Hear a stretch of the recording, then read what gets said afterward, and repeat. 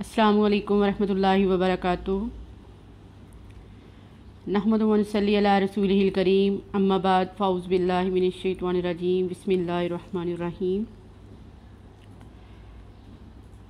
رب اشرح لی صدری ویسر لی امری واحلل عقدۃ من لسانی یفقہوا قولی، رب ارحمہما کما ربیانی صغیرا۔ الحمدللہ ختیجۃ الکبریٰ اسلامک سینٹر میں آج ہماری 6ٹھی کلاس ترجمۃ القرآن کا آغاز ہو رہا ہے۔ اللہ تعالیٰ سے دعا ہے کہ اللہ تعالیٰ عمل کرنے والا بنائے۔ بسم اللہ الرحمن الرحیم۔ وَعَلَّمَ آدَمَ الْأَسْمَاءَ كُلَّهَا ثُمَّ عَرَضَهُمْ عَلَى الْمَلَائِكَةِ فَقَالَ أَنبِئُونِي بِأَسْمَاءِ هَؤُلَاءِ إِن كُنتُمْ صَادِقِينَ۔ وَعَلَّمَ اور سکھا دیے اور سکھائے آدم علیہ السلام کو اسماء نام، اسم کی جمع ہے اسماء، نام، کلہا سارے کے سارے یا تمام کے تمام، ثم عرضہم پھر پیش کیا ان کو یا سامنے رکھا ان کو علی الملائکۃ فرشتوں پر یا فرشتوں کے سامنے، فقالا بس کہا۔ یہ کون کہہ رہا ہے؟ اللہ تعالیٰ فرما رہے ہیں کس کو؟ فرشتوں کو۔ اللہ تعالیٰ نے پہلے آدم علیہ السلام کو نام سکھا دیے سارے کے سارے، پھر وہ سارے کے نام، سارے کے سارے نام اللہ تعالیٰ نے فرشتوں کے سامنے پیش کیے اور کہا، فقالا بس کہا، انبئونی بتاؤ مجھ کو، باسماء ہؤلاء ان سارے ناموں کے بارے میں، ان کنتم صادقین اگر ہو تم سچے، ان کنتم صادقین اگر ہو تم سچے۔ یہ کون کہہ رہا ہے؟ اللہ تعالیٰ فرما رہے ہیں کن کو؟ فرشتوں کو۔ قالوا سبحانک لا علم لنا الا ما علمتنا انک انت العلیم الحکیم۔ قالوا کہا انہوں نے، کنہوں نے کہا؟ فرشتوں نے، سبحانک پاک ہے آپ، لا علم لنا نہیں علم ہمارے لیے، الا مگر ما علمتنا جو کہ سکھایا تو نے ہم کو، انکا بے شک، انت العلیم الحکیم بے شک تو جاننے والا حکمت والا ہے۔ فرشتوں نے عرض کیا کہ اے اللہ پاک، ہم کو کیا پتہ، ہمیں کیا معلوم، جو تو ہمیں سکھائے گا یا تو جو تو ہمیں بتائے گا ہم تو وہی جاننے والا ہے، یا ہم وہی جانیں گے، بے شک تو سب سے زیادہ جاننے والے اور حکمت والے ہیں۔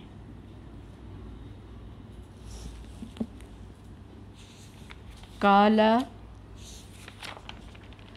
یا آدم انبئہم باسمائہم فلما انباہم باسمائہم قال الم اقل لکم انی اعلم غیب السماوات والارض واعلم ما تبدون وما کنتم تکتمون۔ قال کہا، کس نے کہا؟ کس نے کہا؟ اللہ تعالیٰ نے۔ یا آدم اے آدم علیہ السلام، انبئہم خبر دے ان کو یا بتا دے ان کو، باسمائہم ان کے ناموں کے ساتھ، فلما پس جب، انباہم بتا دیا ان کو یا خبر دے دی ان کو، باسمائہم ان کے ناموں کی۔ کس نے بتا دیا؟ آدم علیہ السلام کو۔ آدم علیہ السلام نے کس کو؟ فرشتوں کو۔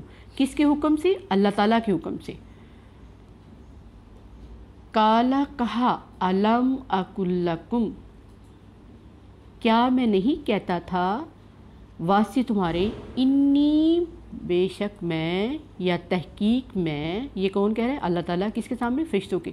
عالم جانتا ہوں، غیب السماوات والارض، غیب آسمان اور زمین کا، وَأَعْلَمُ اور میں جانتا ہوں، ما تبدون جو کہ تم ظاہر کرتے ہو، وما کنتم اور جو کہ تم چھپاتے ہو۔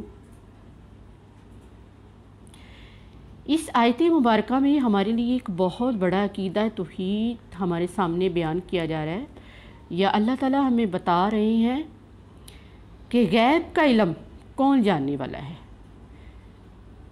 اس آیت مبارکہ سے یہ بھی معلوم ہوا کہ غیب کا علم صرف اللہ وحدانیت کی ذات جاننے والی ہے۔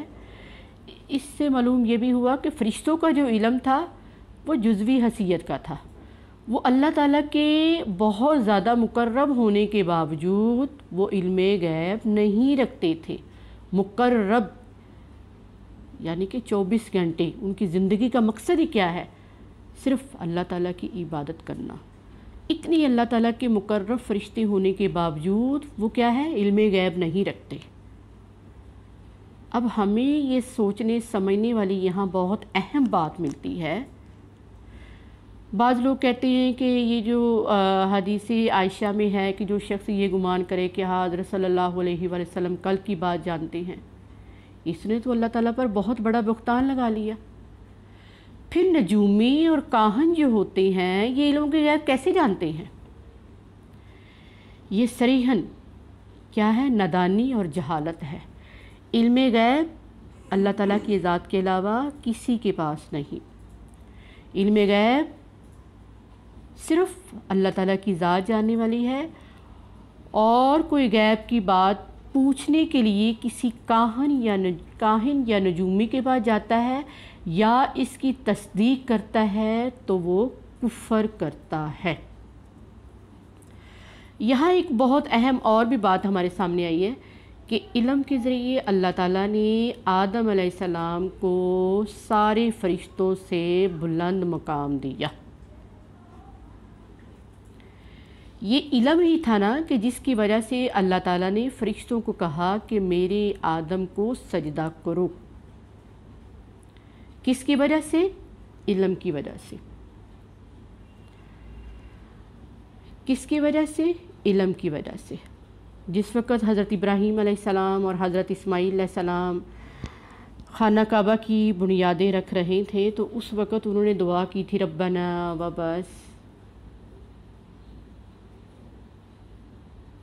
اے اللہ ہمارے درمیان ہمارے پاس ایک ایسا رسول بھیج یتلو آیاتکا جو کہ تیری آیتیں پڑھ کے سنائے لوگوں کو، اور کیا دے؟ علم دے۔ علم کا مقام اللہ تعالیٰ نے اشرف المخلوقات کس کو بنایا؟ انسانوں کو۔ اگر اس کے پاس اگر اس کے پاس علم ہے اور اللہ تعالیٰ کے سامنے وہ اپنے سر کو جھکاتا ہے اور اس کی بندگی کرتا ہے، صرف ایک اللہ سے مانگتا ہے، صرف ایک اللہ سے دعا کرتا ہے، تو اللہ تعالیٰ نے اس کا مقام فرشتوں سے بھی اعلیٰ رکھا ہے۔ سب سے اہم کیا بات ہے؟ علم کی وجہ سے۔ آج بڑی بڑی ہمارے پاس ڈگریاں ہیں، بہت کچھ ہے، اگر ہمارے پاس وضو کا طریقہ نہیں ہے، غسل کا طریقہ نہیں ہے، طہارت کا طریقہ نہیں ہے، تو یہ ہمارا جو علم بھی کسی فائدے کا نہیں ہے۔ جی ہم آگے چلتے ہیں۔ وَإِذْ قُلْنَا لِلْمَلَائِكَةِ اسْجُدُوا لِآدَمَ فَسَجَدُوا إِلَّا إِبْلِيسَ أَبَىٰ وَاسْتَكْبَرَ وَكَانَ مِنَ الْكَافِرِينَ۔ وَإِذْ اور جب، وَإِذْ اور جب، واو کا معنی اور، اس کا معنی جب، قُلْنَا کہا ہم نے، للملائکہ فرشتوں کو، تسجدوا سجدہ کرو، لآدم آدم علیہ السلام کو، فسجدوا بس سجدہ کیا، الا ابلیس سوائے ابلیس کے۔ ابلیس یہ کس کا لقب ہے؟ شیطان کا۔ سوائے شیطان کے، ابا اس نے کیا کیا؟ انکار کیا یا نہ مانا، واستکبرا اور تکبر میں آ گیا، وکانا من الکافرین اور ہو گیا وہ کافروں سے۔ تکبر اس کا کیا تھا کہ اللہ تعالیٰ نے مجھے تو آگ سے پیدا کیا ہے اور یہ آدم علیہ السلام کو مٹی سے پیدا کیا ہے، اور آگ تو بہت ایک مضبوط ہے، مٹی کی کیا حیثیت ہے؟ تو وہ کیا کس میں آ گیا؟ تکبر میں آ گیا۔ ابا اس نے کیا کیا؟ انکار کیا، نافرمانی کی، کہنا نہ مانا، واستکبرا اور تکبر میں آ گیا، وکانا من الکافرین اور کافروں سے ہو گیا، وقلنا اور کہا ہم نے، یا آدم اسکن اے آدم علیہ السلام رہ، انت تو وزوجک الجنت اور تیری بیوی جنت میں۔ اما حوا علیہ السلام کا ضمیر جو ہے یہ اما حوا علیہ السلام کی طرف جا رہی ہے، دونوں کہاں رہے؟ جنت، جنت میں۔ وکلا یہ جمع کا صیغہ ہے، وکلا اور کھاؤ، منہا اس میں سے، ہا ضمیر جا رہی ہے جنت کی طرف، راغدن کھلا یا با فراغت، حیثو یہاں سے، شیتما چاہو تم دونوں، آدم علیہ السلام اور اما حوا علیہ السلام، ولا تقربا اور نہ تم قریب جانا یا نہ تم نزدیک جانا، ہاذہ الشجرۃ اس درخت کے، فتکونا من الظالمین پس ہو جاؤ گے تم ظالموں میں سے۔ ہم نے کیا کہا؟ یعنی کہ اللہ تعالیٰ یہاں حکم فرما رہے کہ اے آدم علیہ السلام تو اپنی بیوی سمیت یا اپنی عورت کے ساتھ کہاں رہ؟ جنت میں، دونوں میاں بیوی، اور کھاؤ اور پیو، کہاں سے؟ جنت سے، کھلا جہاں سے چاہو، مگر اس درخت کے قریب نہ جانا، اس درخت کے قریب نہ جانا۔ یہ بعض روایت میں آتا ہے کہ یہ گندم کا درخت بھی ہے، اور بعض روایت میں آتا ہے کہ یہ جو کا بھی درخت بھی ہے۔ خیر، اللہ تعالیٰ نے کیا فرمایا؟ ہاذہ الشجرۃ اس درخت کے، فتکونا من الظالمین پس ہو جاؤ گے تم دونوں، یہاں فتکونا یہ بھی جمع کا صیغہ ہے، فتکونا پس ہو جاؤ گے تم من الظالمین ظالموں میں سے۔ اللہ تعالیٰ سے دعا ہے کہ اللہ تعالیٰ ہمیں قرآن پاک کو پڑھنے والا بنائے، سمجھنے والا بنائے اور اس پر عمل کرنے والا بنائے، اور اس کو زیادہ سے زیادہ اس سے فائدہ اٹھانے والا بنائے۔ السلام علیکم ورحمۃ اللہ وبرکاتہ۔